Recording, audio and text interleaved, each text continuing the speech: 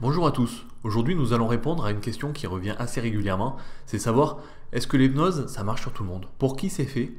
Et surtout, pourquoi? Pourquoi l'hypnose? Qu'est-ce qu'on peut faire avec? Alors tout d'abord, il faut savoir que l'hypnose, c'est pour tout le monde. Après, ce qu'il faut savoir, c'est que chaque thérapeute, chaque hypnothérapeute a sa propre croyance. Il y a des personnes qui ne vont pas travailler avec les enfants de moins de 7 ans par exemple, ou d'autres personnes qui ne vont pas travailler sur certaines maladies, sur certaines pathologies. Tout va dépendre en fait de la croyance, de la volonté de l'hypnothérapeute. Donc pensez bien à vous renseigner avant, à savoir est-ce que telle personne est d'accord, est-ce qu'elle est prête à travailler sur ma problématique, est-ce qu'elle peut aider mon enfant de 3 ans, est-ce qu'elle peut m'aider à aller mieux à travers telle ou telle maladie. Donc n'hésitez pas, posez des questions, renseignez-vous. Ensuite, concernant la question à quoi ça sert l'hypnose, il serait plus simple de se demander à quoi ne peut pas servir l'hypnose.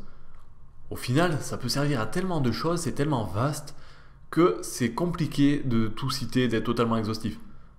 On peut par exemple travailler sur des phobies, sur des addictions, sur la douleur, sur des choses plus ou moins compliquées. Il y a des personnes qui travaillent sur la maladie bipolaire, sur des choses beaucoup plus poussées.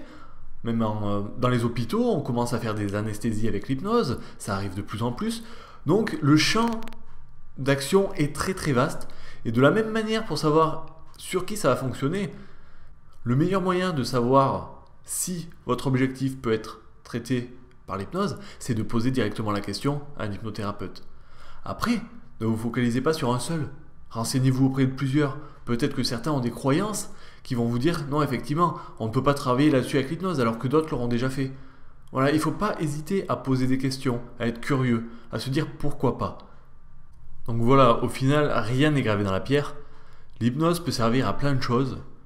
Le truc, ça va être de vous renseigner, de prendre le temps, de voir qu'est-ce que ça peut vous apporter.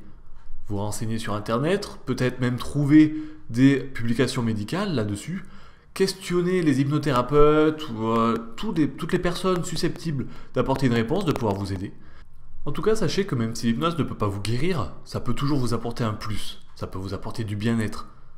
Une maladie, c'est une multitude de symptômes.